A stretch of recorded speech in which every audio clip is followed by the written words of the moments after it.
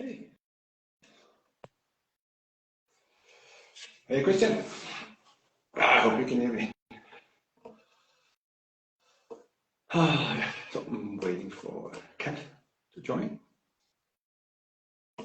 Oh, she can. There's always a challenge or two.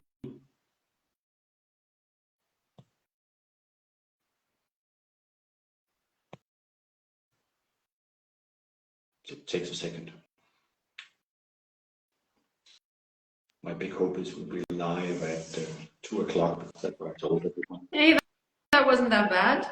There she is. Can you hear me? Hello. I can hear you loud and clear. Perfect. So happy. Let me just fix the camera a little bit in a way. Oops. Maybe a bit lower.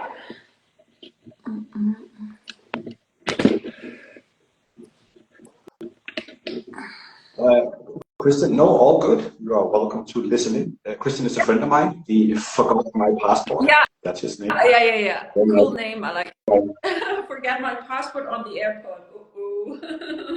He does a lot of cool stuff about traveling with airplanes and stuff. So I think he's traveled every airline in every country, something like that. And now he traveled that much, he doesn't need a passport anymore. Right. Everyone knows him. There he is. He's a good one. Let him in. Okay, perfect. Or he goes in his own jet, that's possible too. Yeah. So it's 2 o'clock. We made it. We are here. Technology is working. This is a new experience, but I love it. Really good. Yeah. Christian just said, almost. Almost what? Almost without passport. Right. Almost in his little helicopter.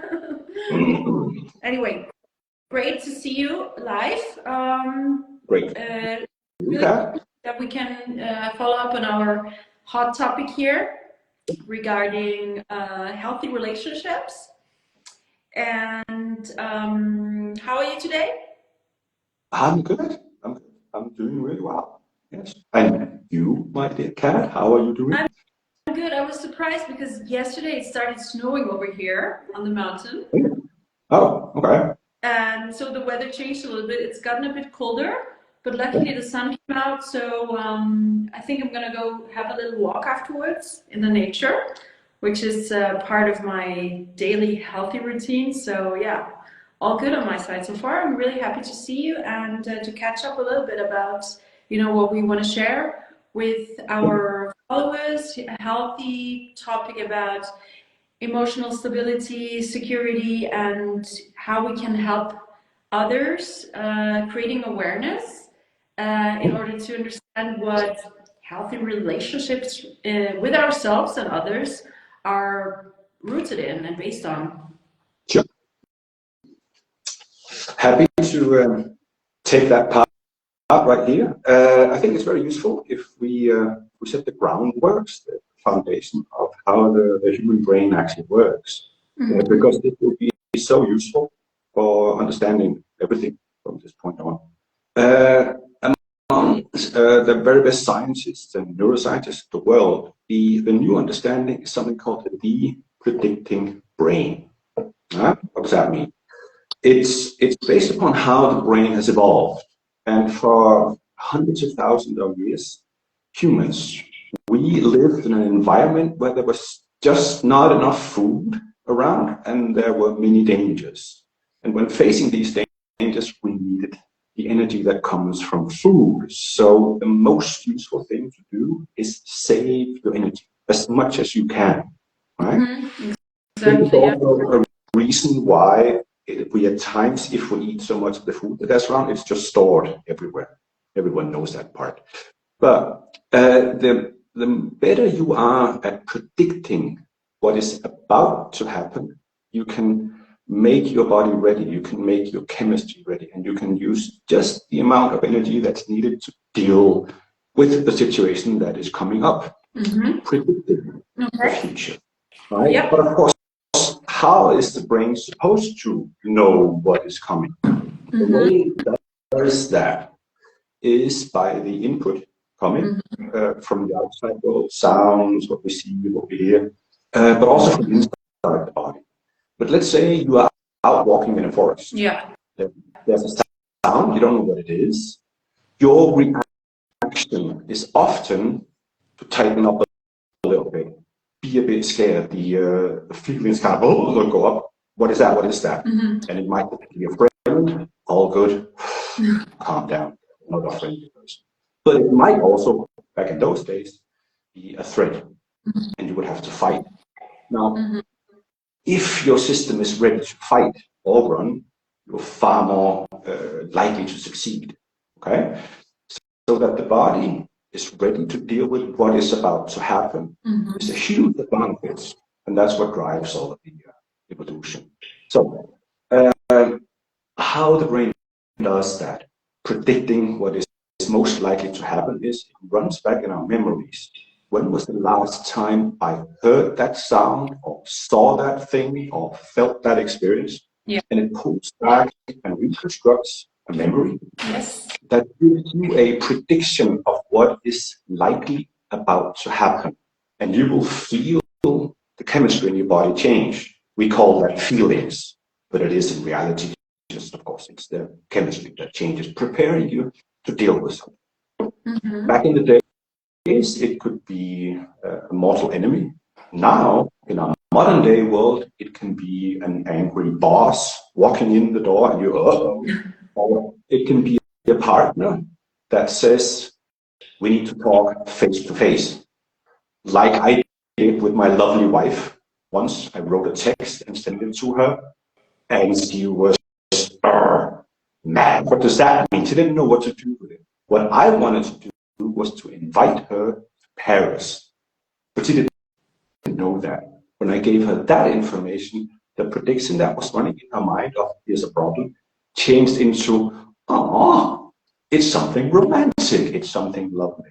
Okay, when she initially thought that you wanted to have a face-to-face talk was something negative because from her past experiences, she had withdrawn a memory that would result in a negative event, whereas you wanted to introduce, let's go to Paris by, let's have a direct talk face-to-face, with obviously a positive consequence. So through that experience, she was actually able to reprogram her mind in your relationship by knowing if you say, hey, we're going to have like a talk face to face, it won't have a negative consequence, but a positive one, obviously. Yes, that was one of the options. I should say I wasn't great at texting. I had to improve later on because I wasn't needed in that way. But anyway, we send these signals to our partner, to our children, to our co-workers and people in our lives all the time. And most of the time, it kind of works well, right? Yeah. They do the same to us. And we are in this co-creating an experience for all of us. Now, the predicting brain actually explains all of these things because it picks a memory, pulls it forward, changes your chemistry, and you feel compelled to act in a certain way. That can be a good thing, it can be a bad thing, it can be everything in between. But it explains it. And it's the explanation for every single thing that's going on in the human experience we're having. And it's so wonderful to know these things because you know yourself a little bit better. And now you have the starting point from self-realization. This is what is happening. And now you can ask someone like you or me to help adjust the memory so that it serves you. Does it make sense? Yeah, absolutely. Makes absolute sense, yeah. And there's some beautiful science on that memories, they are not fixed. It's not something that happened and stored perfectly in our mind. It is every time we access memory, we reconstruct it. It's created again. And it comes along with an emotion attached to it, like a new understanding of the situation. And a good way of explaining that is when some people come to me, they've had a bad experience, has a negative impact on them now. I will go back in that memory with them, make sure they're safe, that they're not deeply impacted by it. And then I rearrange how that memory is then stored in their mind so that now when the mind accesses it, it creates a different result automatically. And this is actually what we want. Instead of trying to fight sometimes called subconscious mind, but it is in fact memories we're not necessarily thinking about. They have an effect on us, and you can try to fight it, or people come to you or to me, and we can help them adjust that, so it automatically creates a more useful result. And that's useful for virtually every situation you find yourself. Is that a good explanation? Yeah, that's a great idea, and it makes sense. The important part that we have to mention here is that they are actually in a healthy and safe environment, because you cannot necessarily create health and safety in an environment that is unhealthy or unsafe per se. It is really, really difficult. You're mainly focused on surviving and trying to minimize the harm that might come from a negative partner, or maybe even a narcissistic or toxic one. But it's a broad range. And if you don't feel safe, your main priority as a human instinct is to balance it out. So maybe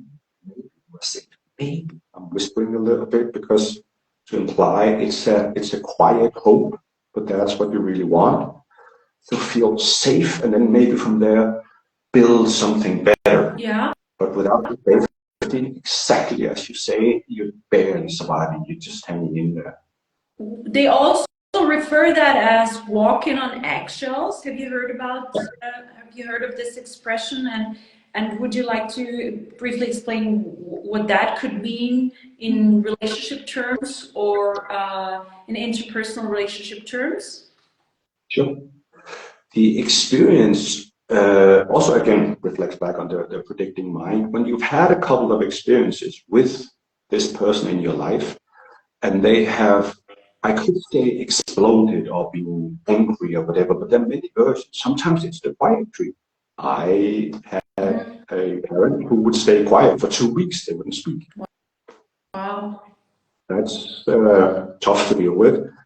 That means there is a tendency that you will try to avoid that happens, and that might make you walk on eggshells. You don't really just let it flow what is in you. You try to adjust everything you do so that doesn't happen. And again, now you're scared or don't feel safe all the time, and you have to adjust everything you do. This consumes all your energy, or virtually all of it. You can barely hang in there.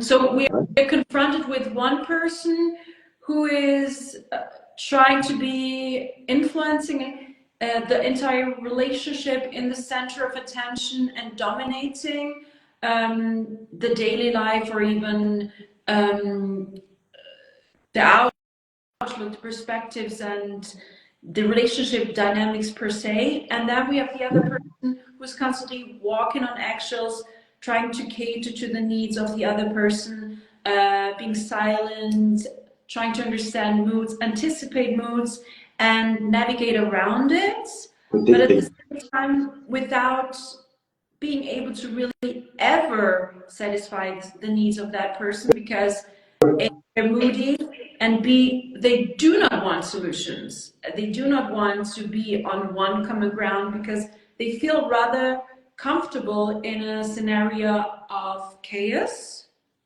They'll typically like that, yes, because that's also what they probably know. We can't say that every person who behaves like that all had the exact same experiences, because they didn't. But there is a frame around it that goes, either I control the situation, manipulate the situation, or something horrible will happen to me. That is often one of the drivers on their side. So we have one person fighting to survive, or they might die, and the other walking on eggshells would just like that it's not horrible all the time. There's a very different drivers. So you mean that there's a survival mechanism on both sides, potentially? Potentially, yes. That's interesting. I never thought about it that way. Yeah. But it kind of makes sense when you think about it this way. Right? And the beauty of what I mentioned from the predicting brain is it allows you to have an understanding. It is, I say, just memories that they have, which has a strong driver on them. I just don't want this to be misunderstood as in the sense, ooh, I can go and save them. Don't do that. Do not try to do that. It is not your task, right? Okay. Have your own boundaries if you safely can, but solving those things, it's much better if they go have some professional help, like you and me, or someone else, to help them resolve that. It is not the partner's job to do that. They can be supportive of it, but not more. And how do you feel about the dynamics in the brain and in the body regarding chemicals and hormones? As we know, in chaotic and traumatic relationship experiences, we produce all kinds of hormones, dopamine, cortisol, with a lot of stress involved. And then there is this other hormone that is going to be excessively produced, which is oxytocin. This could be a part of a, we could say, even reward mechanism or system that is being involved, because after a situation of stress, when the stress is over, you get together in another scenario where you feel more safe and protected all of a sudden from, you know, having shut down the situation of drama and stress after a fight, going towards more emotional bonding again. So the shift between cortisol, the stress hormone, and oxytocin, the love bonding hormone, let's say, is pretty drastic from one side to the other. We could even say it's like a roller coaster from up and down, highs and lows. And that as a total can lead to quite an addictive sensation in the mind, but also in the body. So as a consequence, the people that are involved in the situation, partners on both ends, can even become addicted to that kind of scenario, because it gets you from the high to the lows. And obviously, if you want, in the very low situation, on an emotional level, you want to get back to the high. So this can really lead to this amazing fluctuation of emotions that can be super addictive. It's more common in people that have had experiences like that already from early childhood on, but not necessarily. It can be something that develops over time with even rather emotionally healthy people and individuals in general. But this is something that we also need to mention, because it's quite common that when people are inside of a not really healthy relationship, they wonder, why am I so addicted? Why can I not let go of that person? Why do I always want to get back to the same scenario? We need to explain it is because it has created some sort of addiction in your brain and also in your emotions. One of the things that happens, of course, is this game of throwing people off balance all the time. And I'm talking about the person who is having a negative impact and the other one. So one of the things these people do is they will have you on eggshells. They will say things that make you worry a little bit, and sometimes there'll be a fight, and often for no apparent reason. That's part of the trick, that you don't know what it is that keeps you on the eggshells. And this fight feels so bad. It's so bad. Ooh, but it only feels so bad because when you then get back together a little bit, that feels fantastic. Exactly. These, oh wow. Yeah, and that's why they're also to the making up process, yes, whatever that may involve. But the addiction that is involved in the sensation, the strong passion that all of a sudden you may have after an extreme fight, is related to the hormones that are being produced after the trauma. That's where it comes from. Yes, those are the driving forces. That's why you feel the way you feel. It's the chemistry, it's the hormones. That's what it is, clearly. And there's one more thing about jumping back to the predicting brain and the environment in which it's involved. Alone, you would hardly have a chance in the world of predators and a lack of food. Virtually your only chance of surviving is in the group, the little community, the family, the friends they need. That is also why we are so intensely wired to stay within some sort of group where we feel we are a part of. And we're willing to let go of all kinds of ideas and wishes and whatever we want in our lives, as long as we can stay within the group because they keep us alive. That's the importance of having a group where you feel alone. That's why people are willing to throw all kinds of things out the window. Because here, maybe I can survive. That's pretty important. The wanting to realize your higher self and stuff and so on, that comes a little bit further down after surviving. Absolutely. Yeah, yeah. Incredible. So there is this dynamic of the intermittent reward that is so incredibly addictive, really, in that sort of context. And so many have asked, why am I always getting back to the same person? Why am I not able to leave?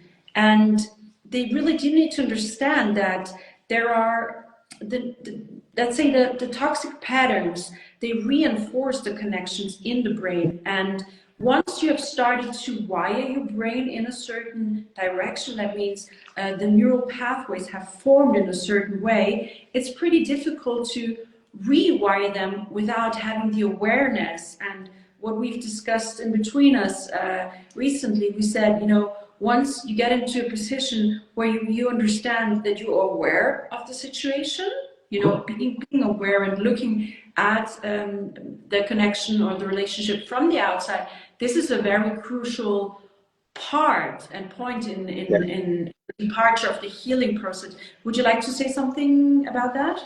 Yes. One of the essential things is to have some sort of reference of what could be better. Like if you have friends who actually have healthy relationships, you might get a peek into how they are with each other. And you can see, this actually looks interesting, it looks fascinating, this looks good, this is something to aspire to. But if you never see that, how are you supposed to know that exists? Right? So you might dream of Hollywood movies and see the hero and the couples getting together, and you sit and you dream, but you realize it's a dream, it's unobtainable. So you won't make the change because you don't believe it. You don't believe you can have that. It's just fairy tales. But experiencing it a little bit closer, like if your parents had a wonderful relationship, that can be a good driver. It's memories, again, predicting this is good. If good friends have healthy relationships, that helps too. Sometimes, as I've heard stories told, you might see a couple on a bus or a subway and see them there being nice to each other. They treat each other well. And you might look at that and go, I didn't know that existed. Or when it even makes you feel uncomfortable, you're like, what is going on? It's so uncomfortable to look at. Depends on what they're doing in public, right? Let's keep the ball flat here. But if they're just being gentle with each other, or paying attention to each other, supporting each other in different ways, that is a fantastic frame to have, something to dream of, something to aspire to. I want this in my life. But you also need to figure out, how do we get there? Yeah, and the question is, how do you actually get there? Which process do you need to start within yourself in order to understand, how do I have to be emotionally safe and healthy? What do I need to change in myself in order to, first of all, get to a point of zero, okay? Whether there is no crazy expectations in the other person and no negatively poned thoughts, but where you just in a situation where you can relax and heal yourself from within, first of all, and after that point of departure, you know, go out and look for the right person. Finally, when you're ready, obviously. So, what's the first step? You know, when you decide, okay, you would like to no longer stay in a situation that's unhealthy. what would we recommend for listeners or people in general, how to go about that? Well, the first thing I would try to figure out is, am I safe to get out of this? Sometimes the person you're dealing with might be dangerous, so there's clearly a different situation there. First thing to take care of is your safety. Next step is to create a level of distance, right? Get away from them more and more. Yeah. Create some distance between you and them. Mm-hmm. Reconnect with, I hope people have some quality friends or some family or something. Join a group where there might be some people who are supportive of you and your situation. Build a social support system, like the group I mentioned. Get back to your group so you can survive. But now you've got to build a new group. So are you safe to take the steps away, build a new group? And it might just be one person, but it's nice to get a bit more. This is where I would start. And then when you manage to get out, because really resetting, rewiring your brain is very different when you're constantly being bombarded from that other person with things that mess with your mind and pull you up and down and so on. So having this distance, so you're not constantly in it, is enormously important and helpful. Build a social group, have some conversations there that add some value to your new image of, okay, I am safe, I need to recover a bit, and then I can start building. I would have a recovery phase built in. That doesn't have to be 10 years, might be a couple of months or something. But there's no fixed amount of time on it, it's individual. Yeah, I would like to add at this stage that it takes a lot of strength, because oftentimes when you get to a point that you're ready to really quit an emotionally difficult or even abusive relationship, you're already at a point where you're deprived of so many things, such as your circle of friends. You know, I've seen scenarios where they were left with no friends because all their relationships were eradicated along the way. It's possible because, you know, if you isolate yourself for so many years, it's quite probable that normally not many people will be left, and even, you know, relationships with family will be a little bit difficult of that time. I want to be a part of that, yeah. It takes a lot of emotional and mental strength, you know, to restart from zero when you already are at a point where you feel pretty low, because breaking up a relationship is already hard by itself, but even, you know, even further if you've been, you know, undergoing that sort of damage over many years, you know. So just to say that it's not a surprising scenario, and it's also not something very improbable to happen and to be confronted by once you quit, or once you decide to quit. So even though you always have to face the light at the end of the tunnel and understand, you know, however difficult it may seem right now, the light at the end of the tunnel is for certain much brighter. Okay, just to add that. It is. And that's one guarantee. There is light at the end of the tunnel. It is there. It might seem very small, very dim, but it is there. And when you can safely get out of the relationship, you move a little bit closer to the light.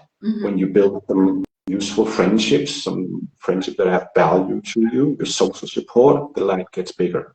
And when you gain more distance, better friendship, restart rebuilding, calming your nervous system, freeing your mind, the light is bigger and bigger, and it's coming closer and closer.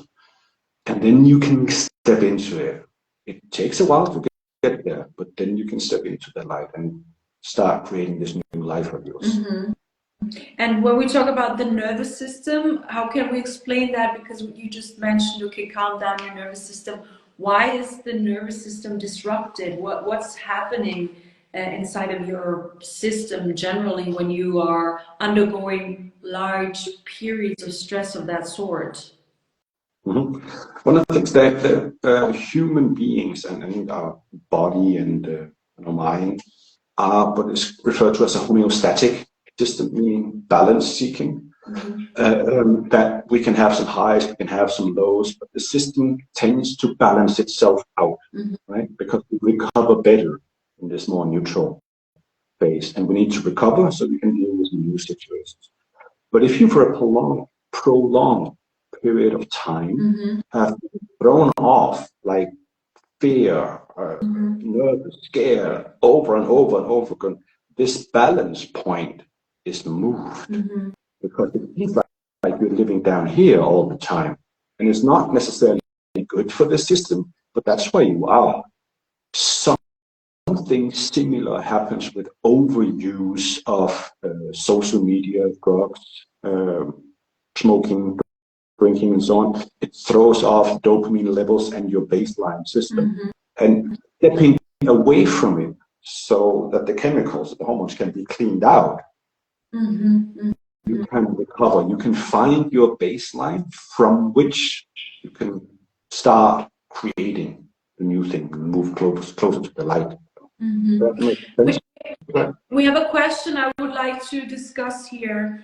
How would you assess the situation where a dysfunctioning relationship cannot be terminated because of a mutual anchor, such as property or kids? Would you like to start? Sure. And normally I would gather a little bit more information for it and so on.